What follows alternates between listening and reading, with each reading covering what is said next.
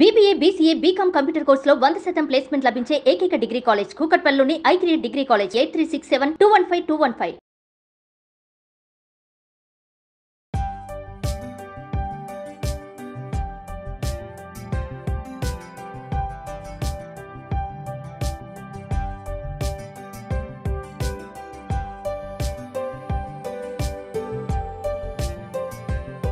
Welcome to Suman TV.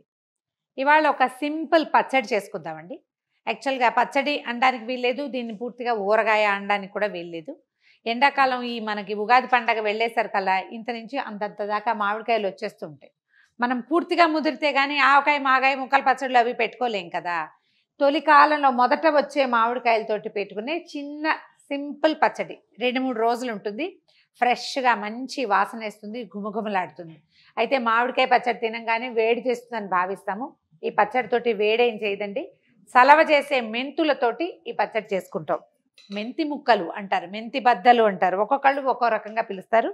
మామిడికాయ తాలూకు పిల్ల మెంతికాయ ఇలా చిన్న సైజు ముక్కలు తరిగి పక్కన పెట్టుకోండి. మామిడికాయని ఆ మాత్రం కాయలు అనుకోండి, అంతంత సైజు కాయలు 2 కాయలతోటి పచ్చడి చేసుకుంటే చక్కగా అన్నంలో కలుపుకొని నెయ్యి వేసుకుని తినచ్చు.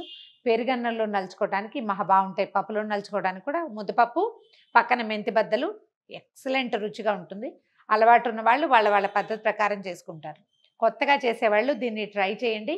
ఒకసారి తెలిసిందంటే ఇదే పందాలో మనం దోసకాయని కూడా చేసుకోవచ్చు, చాలా బాగా కుదురుతుంది. దోసకాయ కాదు, కీరా ఉంటుంది కదా, కీరాని కూడా చేసుకోవచ్చు.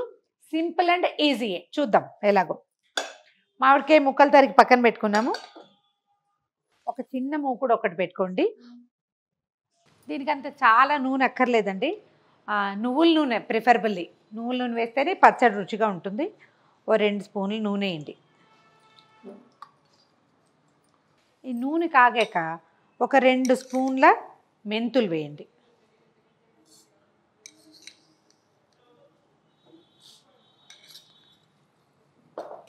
సిమ్లో పెట్టండి. మెంతులు వేగాలి కానీ మరీ మాడిపోకూడదు.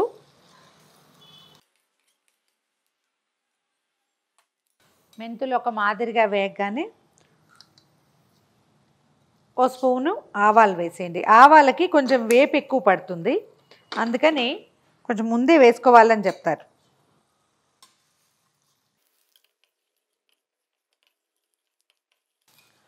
మనం కావాలనుకుంటే ఆవాలు ఇంకొంచెం ఎక్కువ కూడా వేసుకోవచ్చు, మన ఇష్టము. ఆవాలు చిట్టుపట్లాడుతున్నాయి చూడండి.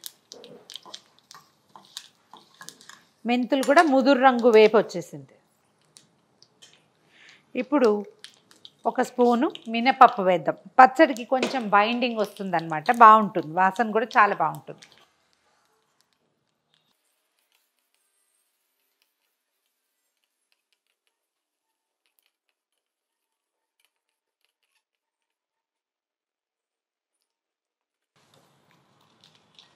మినపప్పు సగం వేగాక ఎండుమిర్చి వేయండి, తొడిమలు తీసేయండి. ఇవి సుమారుగా ఒక 12-13 కాయలు వేస్తే మన ఈ 2 మామిడికాయలు ఉన్నాయి కదా, వాటి సైజుకి సరిపోతుంది. ఇది కారం చూసుకోవాలి, మనకు తెలియదు కదా, అందాజుగా చేసే పని. వీటికి పెద్దగా కొలతలు ఏమి ఉండవు. ఇప్పుడు ఈసారి చేసాము, మెంతి రుచి ఎక్కువ నచ్చలేదనుకోండి, 1 స్పూన్ మెంతులు తగ్గించడం, 1 స్పూన్ ఆవాలు పెంచుకోవటం. ట్రయల్ అండ్ ఎర్రర్గా 2-3 సార్లు చేసి మనకు ఒక పద్ధతిని ఫిక్స్ చేసుకోవాలి. అది మన టేస్ట్ని అనుసరించే ఉంటుంది. ఇదిగో మిరపకాయలు వేగిపోయినాయి, మాడనివ్వకండి. ఒక చిటికెడు ఇంగు వేసేద్దాము. ఇంగు మీ చాయిస్ కాకపోతే మానేయండి, కానీ ఇందులో వెల్లుల్లిపాయలు మాత్రం వేయకూడదు. స్టవ్ ఆపేద్దాము. ఆపేసాక ఒక చిటికెడు పసుపు కూడా. దీన్ని ఏం చేయాలంటే ఒక ప్లేట్లోకి తీసేసుకోండి, ఎక్కువ మాడిపోకుండా అన్నమాట.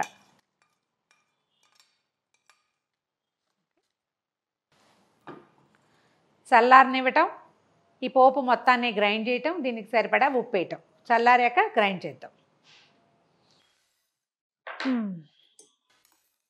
పోపు చల్లారిపోయింది. దీన్ని చిన్న మిక్సీ జార్లో తీసుకుని గ్రైండ్ చేసేద్దాము.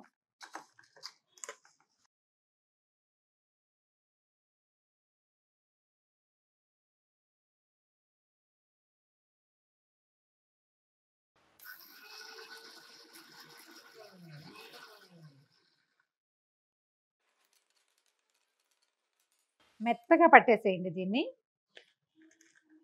కొంచెం నలిగాక ఉప్పు వేస్తే సరిపడా ఇంకా కొంచెం మెత్తగా అవుతుంది. ఈజీగా ఒక స్పూన్ పైన పడుతుంది. ఉప్పు రుచికి సరిపడా వేసుకోండి. మనం వేసిన మిరపకాయలను బట్టి, మన మామిడికాయ ఉన్న పులుపుని బట్టి.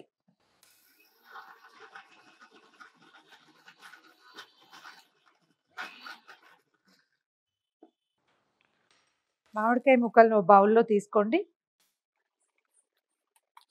ఇలాంటి ఏ పచ్చడి చేసినా, ఇదే కాదు ఏది చేసినా చేతులు తడిగా ఉండొద్దు, పాత్రలు తడిగా ఉండొద్దు, మిక్సీ జార్ తడిగా ఉండొద్దు. ఈ జాగ్రత్త తీసుకుంటే ఏంటంటే కొంచెం 2 పూటలు నిలవ ఉంటుంది వస్తువు. ఇది చూడండి, ఇప్పుడు ఈ కారాన్ని ఇందులో కలిపేద్దాం.